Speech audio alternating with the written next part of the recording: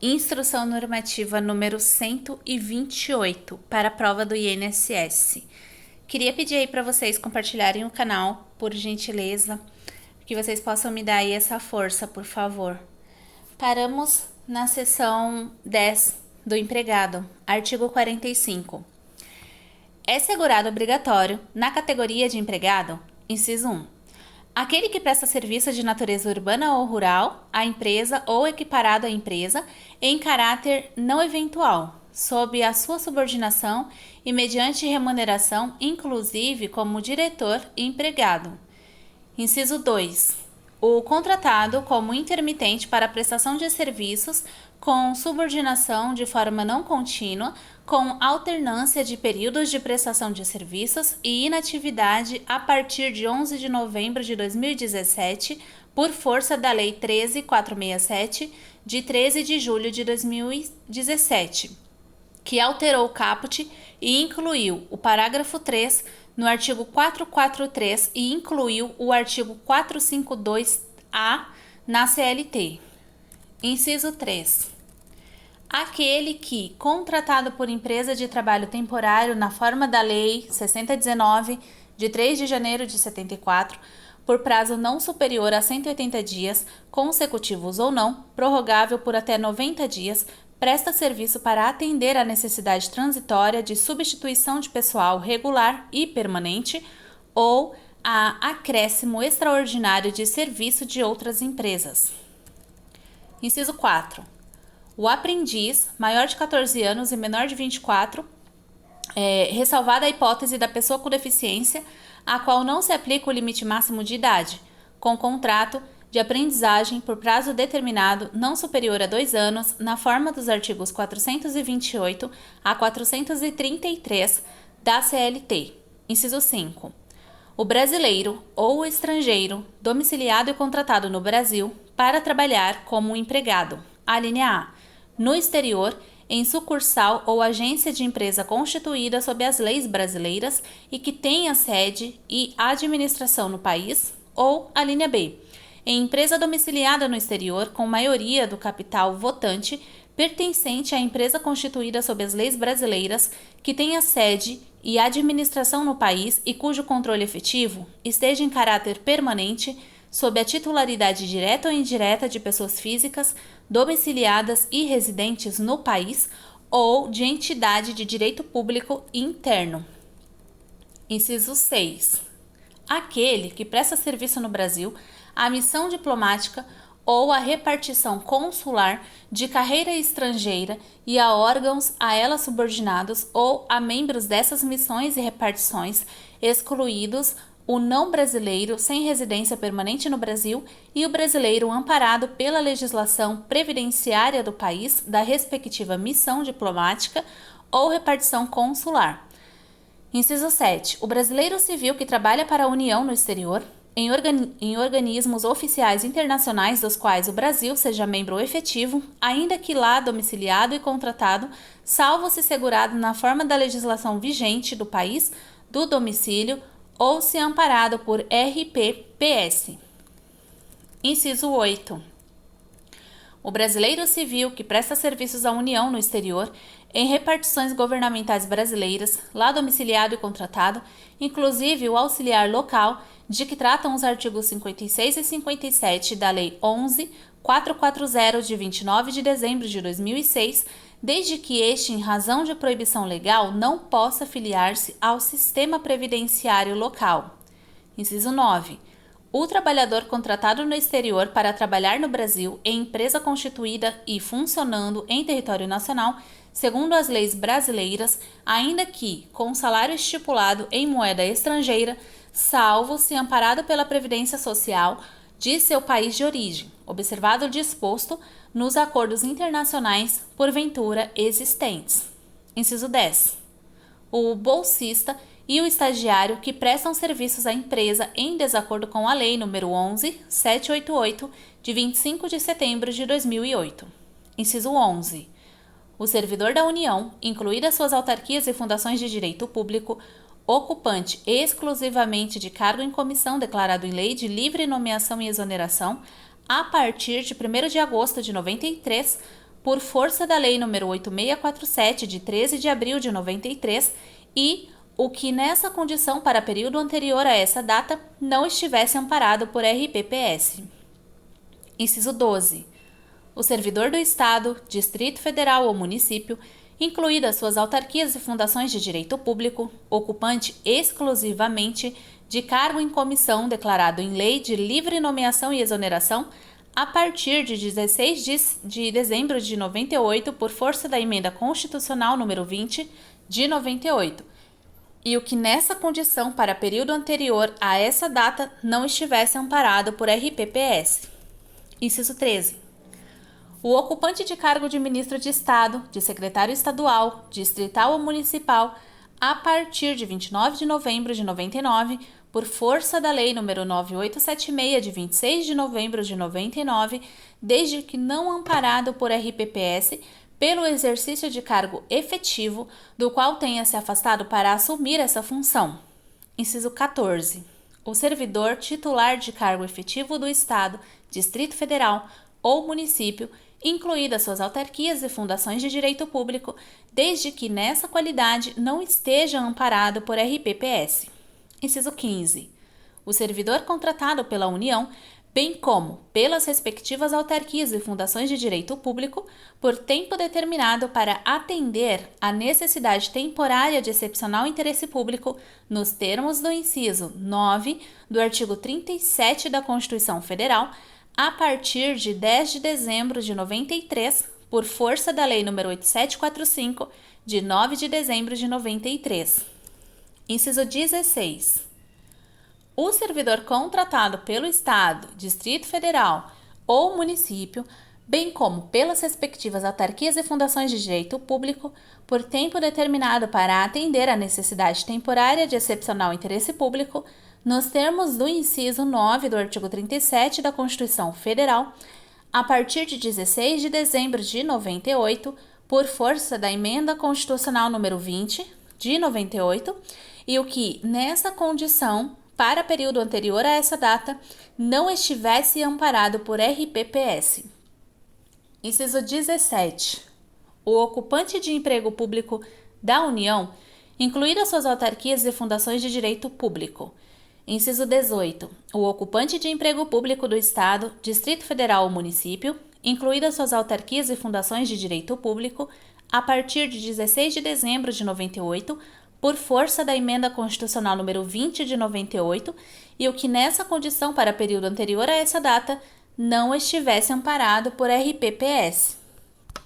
Inciso 19. O contratado por titular de serventia da Justiça, sob o regime da legislação trabalhista, e qualquer pessoa que habitualmente presta-lhe serviços remunerados sob sua dependência, sem relação de emprego com o Estado, a partir de 1 de janeiro de 67, conforme a Resolução nº 325/CD-DNPS, de 24 de julho de 69. Inciso 20. O escrevente e o auxiliar contratados, a partir de 21 de novembro de 94, por titular de serviços notoriais e de registro, bem como aqueles de investidura estatutária ou de regime especial contratados até 20 de novembro de 94, que optaram pelo RGPS em conformidade com a Lei 8935, de 18 de novembro de 94. Inciso 21.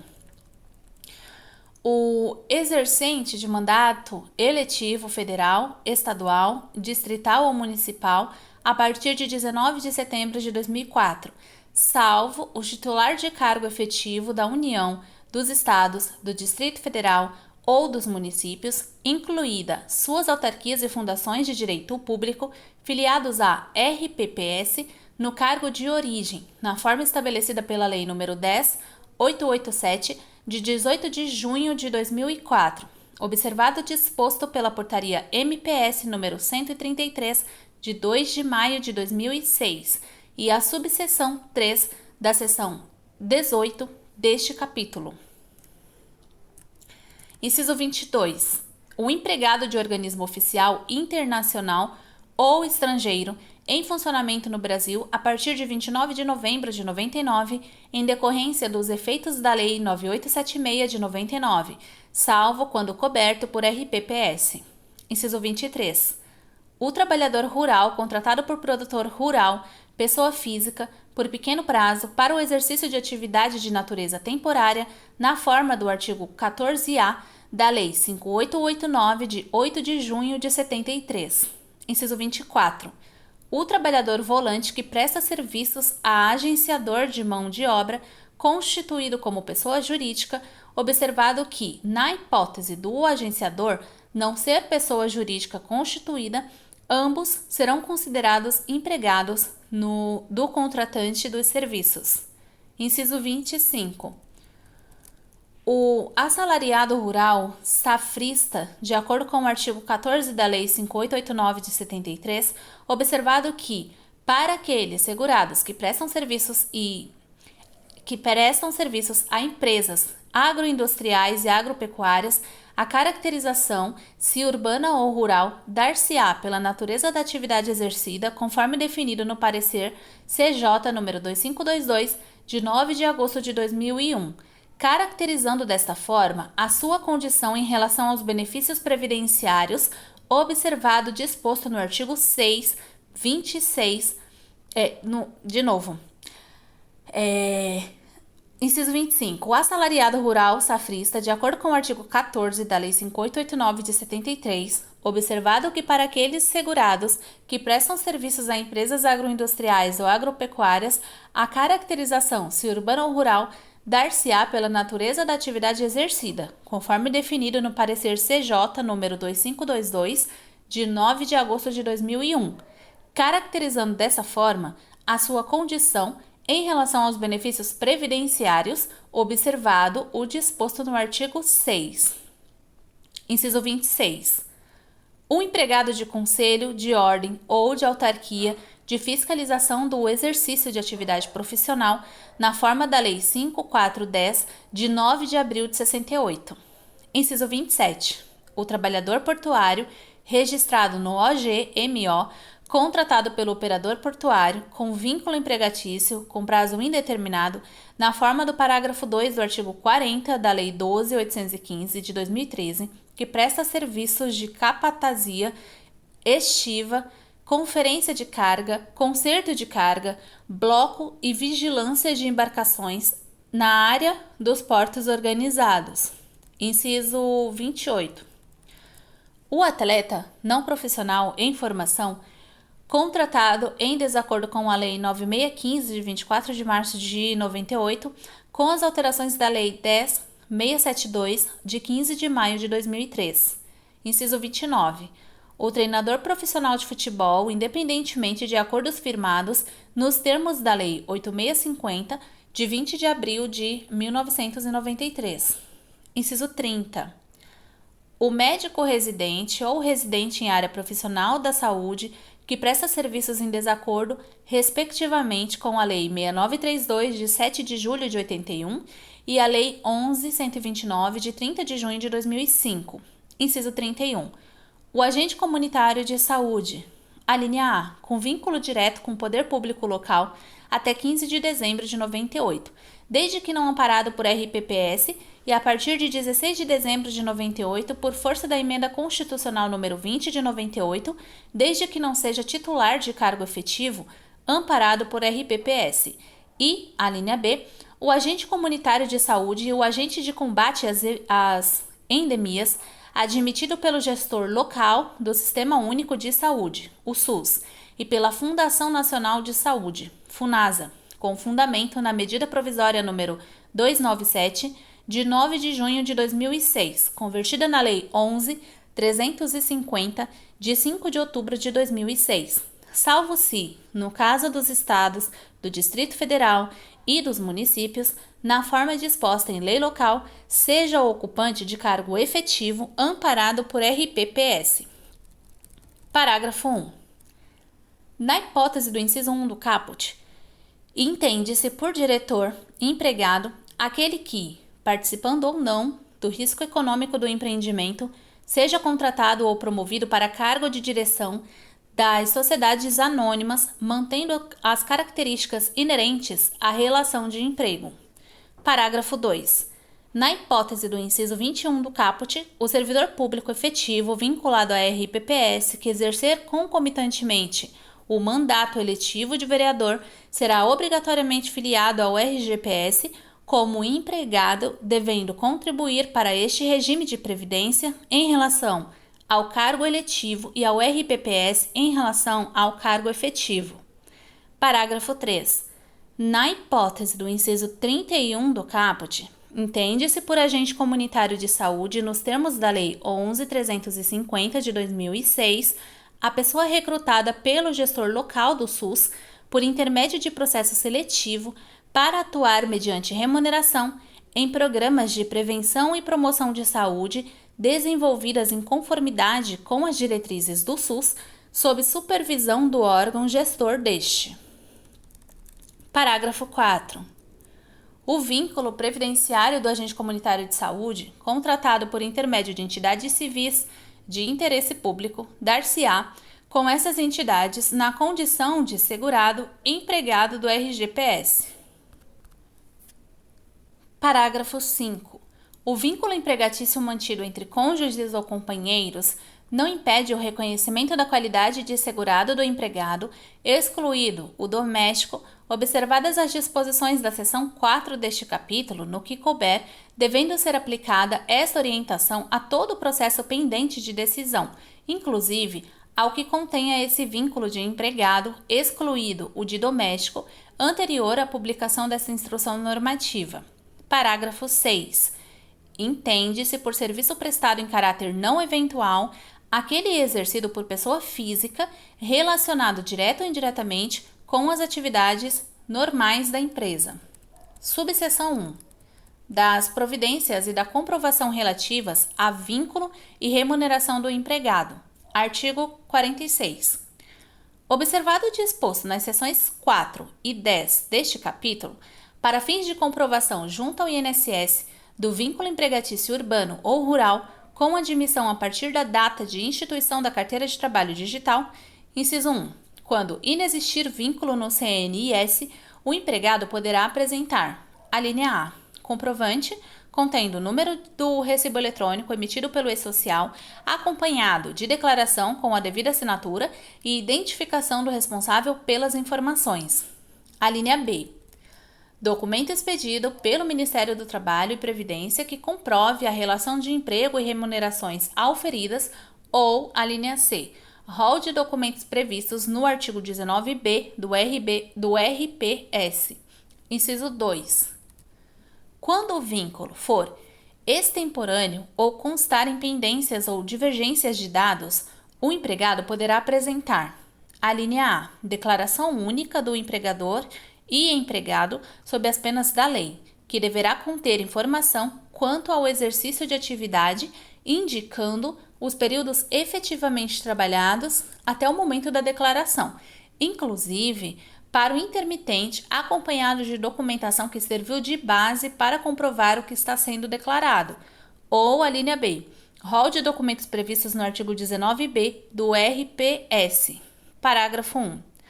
Os documentos elencados na alínea C do inciso 1 e a linha B do inciso 2 devem formar convicção quanto à data de início e fim do período que se pretende comprovar, bem como serem contemporâneos aos fatos a serem comprovados. Parágrafo 2. Ato do diretor de benefício poderá estabelecer outros documentos para fins de reconhecimento de vínculo e remuneração na forma definida pelos órgãos competentes. Artigo 47. No caso de contrato de trabalho intermitente, aplicam-se as mesmas regras do artigo 46, sendo que a documentação deverá possibilitar ao INSS a identificação dos períodos efetivamente trabalhados. Artigo 48. Observado o disposto nas seções 4 e 10 deste capítulo, para fins de inclusão, alteração ou tratamento de extemporaneidade do CNIS, do vínculo empregatício, urbano ou rural, com admissão e demissão anteriores à data da instituição da carteira de trabalho, a comprovação junto ao INSS far-se-á por um dos seguintes documentos em meio físico contemporâneos ao exercício da atividade remunerada: Inciso 1. Carteira profissional, CP, ou carteira de trabalho e previdência social, CTPS. Inciso 2. Original ou cópia autenticada da ficha de registro de empregados ou do livro de registro de empregados onde conste o referido registro do trabalhador, acompanhada de declaração fornecida pela empresa, devidamente assinada e identificada por seu responsável. Inciso 3. Contrato individual de trabalho. Inciso 4. Acordo coletivo de trabalho, desde que caracterize o trabalhador como signatário e comprove o seu registro na respectiva Delegacia Regional do Trabalho, DRT. Inciso 5. Termo de rescisão contratual ou comprovante de recebimento do Fundo de Garantia do Tempo de Serviço, FGTS. Inciso 6. Extrato analítico de conta vinculada ao FGTS, carimbado e assinado por empregado da Caixa Econômica Federal, CEF, desde que constem dados do empregador, data de admissão, data de rescisão, datas dos depósitos e atualizações monetárias do saldo, ou seja, dados que remetam ao período objeto de comprovação. Inciso 7. Recibos de pagamento contemporâneos ao fato alegado, com a necessária identificação do empregador e do empregado. Inciso 8. Cópia autenticada do cartão, livro ou folha de ponto, acompanhada de declaração fornecida pela empresa, devidamente assinada e identificada por seu responsável. E, inciso 9, outros documentos em meio físico contemporâneos que possam comprovar o exercício de atividade junto à empresa. Parágrafo 1.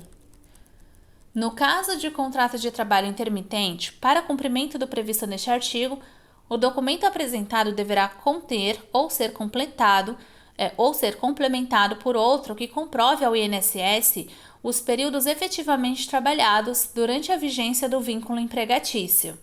Parágrafo 2. Além dos documentos e procedimentos previstos neste artigo, a comprovação da atividade rural do segurado empregado exercida até 31 de dezembro de 2010 para fins da aposentadoria por idade de que trata o artigo 143 da Lei 8213 de 91, poderá ser feita por meio de justificação administrativa, JA, desde que baseada em início de prova material e observado o disposto no artigo 571. Parágrafo 3. A comprovação de atividade rural do segurado empregado para fins de cômputo em benefício urbano ou certidão de contagem recíproca será feita na forma deste artigo. Parágrafo 4.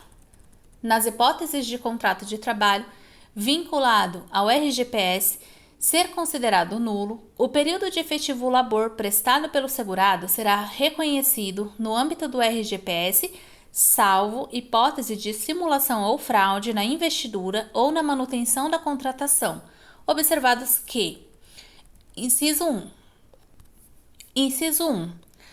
A simulação ou fraude na investidura fica caracterizada quando existe a prestação de serviço apenas em seu aspecto formal, porém sem a comprovação do efetivo labor pelo segurado, ou seja, sequer houve a atividade laboral que ensejaria a proteção previdenciária, de modo que o contrato de trabalho considerado nulo não produzirá efeitos previdenciários.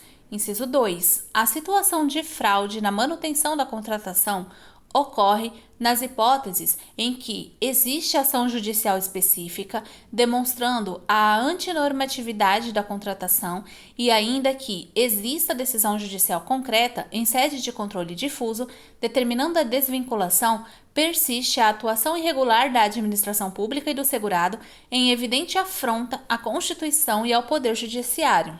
Inciso 3. Na hipótese de fraude na manutenção da contratação, o contrato de trabalho considerado nulo produzirá efeitos previdenciários até a data da concretação da sua nulidade ou até o seu término, se anterior a essa decretação, e desde que tenha havido a prestação efetiva de trabalho remunerado, visto que a filiação à Previdência Social está ligada ao efetivo exercício da atividade na forma do artigo 20 do Regulamento da Previdência Social, RPS. Inciso 4.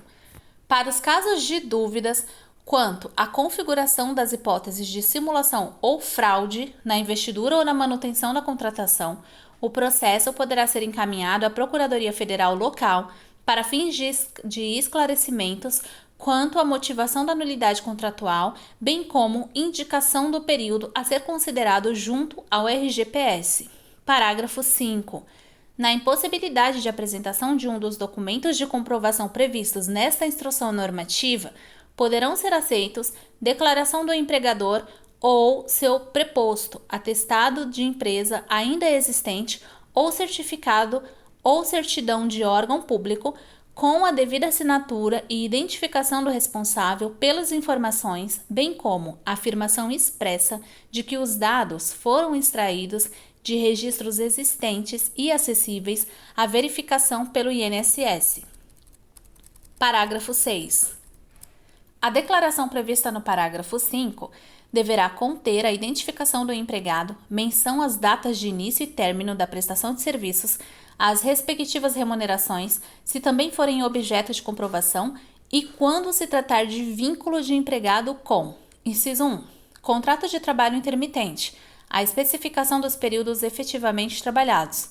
Inciso 2. Contrato de trabalho rural, o tempo de atividade exercida, a qualificação do declarante com os respectivos números do cadastro de pessoa física, CPF, do cadastro específico do INSS, que é o CI, do cadastro de atividade econômica da pessoa física, que é o CAE-PF, ou, quando for o caso, do Cadastro Nacional de Pessoa Jurídica, CNPJ, bem como a identificação e o endereço completo do imóvel onde os serviços foram prestados e a que título detinha a posse do imóvel. Parágrafo 7. Havendo a comprovação nos moldes previstos pelo parágrafo 6, deverá ser emitida pesquisa externa, observado o artigo 573, com a finalidade de confirmar as informações prestadas, salvo se fornecidas por órgão público, situação em que a pesquisa somente poderá ser realizada se, oficiado o referido órgão, não for possível formar convicção em relação ao que se pretende comprovar.